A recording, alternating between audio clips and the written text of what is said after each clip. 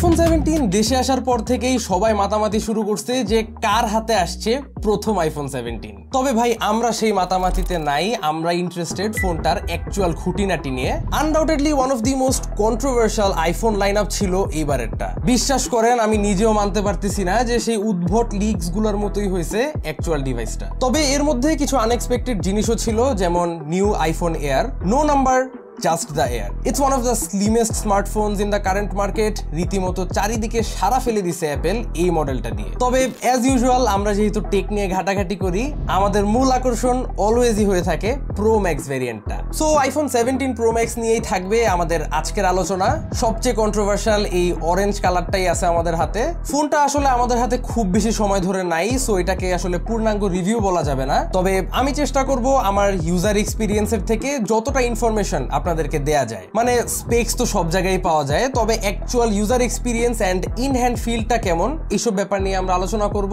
কথাবার্তা হবে এটার ক্যামেরা সিস্টেম নিয়ে। A big thanks to Phonesell BD আমাদের হাতে এই ইউনিটটা সেন্ড করার জন্য। তাদের ব্যাপারে বিস্তারিত ইনফরমেশন থাকবে ডেসক্রিপশন বক্সে। সম্পূর্ণ ভিডিওটা জুড়েই আপনাদের সঙ্গে হোস্ট হিসেবে থাকছি আমি কাইফ, আপনারা দেখছেন টেক স্যাভেজ। ওয়েল, ফার্স্টেই কথা বলতে হয় ফোনটার আউটার বডি নিয়ে, কারণ এখানেই থাকছে বেশ কিছু চেঞ্জেস।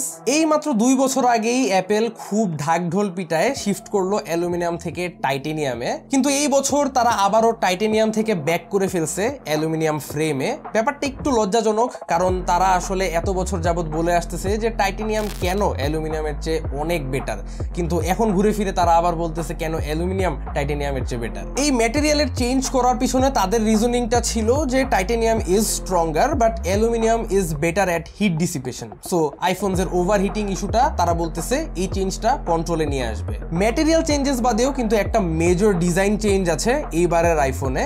সেই আইফোন 12 থেকেই তারা সেম ডিজাইন ল্যাঙ্গুয়েজই মেনটেন করে আসতেছে, যে সাইড রেলস গুলো হবে মেটাল, একদম flat with sharp corners. Back শেলটা হবে গ্লাস, যেটা থাকা জরুরি কনসিডারিং ওয়্যারলেস চার্জিং গ্লাসের মধ্যে দিয়ে সম্ভব শুধু। তবে এইবার অ্যাপেল যেটা করছে, সাইড রেলস এর সঙ্গে ব্যাক শেলটাকে একদম ব্লেন্ড করে ফেলছে, একদমই সিমলেস টাইপের লাগে দেখতে কর্নার্স গুলা। আগের মতো শার্প এজেস আর নাই, এখন কিছুটা রাউন্ডেড হয়ে গেছে। আর যেহেতু ওয়্যারলেস চার্জিং এর জন্য গ্লাস থাকা জরুরি পিছনে, তারা যেই পোর্শনটুকুতে ওয়্যারলেস চার্জিং হবে ওই পার্টটায় সিরামিক শিল্ড ইউজ করছে, which is much stronger than glass, so that's a plus point. তবে একটা জিনিস নোটিস করবেন, এখন কিন্তু most of the body is metal, যেই কারণে durability should be better theoretically. মানে প্র্যাকটিক্যালিটির দিক থেকে ভাবতে গেলে ঠিক আছে, তবে I think definitely aesthetic side থেকে অনেকটাই পিছায় পড়ছে এবারের আইফোন 17। আই থিঙ্ক এই বিষয়ে আপনাদের মধ্যে ম্যাক্সিমাম পিপলই আমার সাথে একমত হবেন। সব মিলিয়ে বলা যায় যে অ্যাপেল এবার একটু প্র্যাকটিক্যাল ডিজাইনের দিকে মুভ করছে। তবে প্র্যাকটিক্যালিটি দেখতে গিয়ে এটা কি ধরনের ডিজাইন ভাই? ক্যামেরা বাম্পটাকে বড় করতে করতে মিমস আর শেষ পর্যন্ত মিমস নাই, এটা এখন বাস্তবতা। ব্যাক সাইডের এই পাশ থেকে ওই পাশ পুরাটা জুড়েই জাস্ট ক্যামেরার হাউজিং। আরেকটা জিনিস কিন্তু নোটিসেবল ফোনটা হাতে নিলে, যা হচ্ছে এইবারের আইফোন 17 আগের আইফোনস এর চেয়ে একটু থিকার। এটা একটু নোটিসেবল একটা চেঞ্জ, কারণ আজকালকার ফোনস গুলা থিনারের দিকে মুভ করতেছে। সেই ক্ষেত্রে অ্যাপেল টোটালি উল্টা ডিরেকশনে হাঁটা দিচ্ছে। অলদো আগের চেয়ে কিছুটা মোটা হওয়ার কারণে battery life is much better. যেখানে আইফোন 16 প্রোতে ছিল 27 hours of battery life, iPhone 17 প্রোতে আছে 33 আওয়ার্স এন্ড প্রো ম্যাক্স ভেরিয়েন্টটাই আছে 39 hours battery life. So overall একটা আপগ্রেডই বলা চলে। আই ডোন্ট থিঙ্ক এটা নিয়ে কারো কোনো কমপ্লেন থাকবে, বাট হ্যাঁ ইটস ট্রু যে ফোনটা হাতে নিলে একটু বাল্কি লাগে। যাই হোক, সমস্ত কন্ট্রোভার্সিয়াল চেঞ্জগুলোর মধ্যে একটা চেঞ্জ আমার মন জয় করে নিছে, which is the new camera system. I think they took all the steps in the right direction. প্রথমেই বলি আমার ফেভারিট জিনিসটা selfie camera, and I think এইবার তারা একটা বিশাল বড় প্রবলেম সলভ করতে পারছে নতুন সেলফি ক্যামেরাটা দিয়ে। সো আমরা গ্রুপ সেলফিজ নেয়ার টাইমে কি করি? ফোনটাকে ল্যান্ডস্কেপে রোটেট করে নেই, রাইট? ওয়েল, এবারের 17 সিরিজে অ্যাপেল একটা স্কোয়ার সেন্সর দিচ্ছে, যার কারণে basically you don't have to rotate your phone.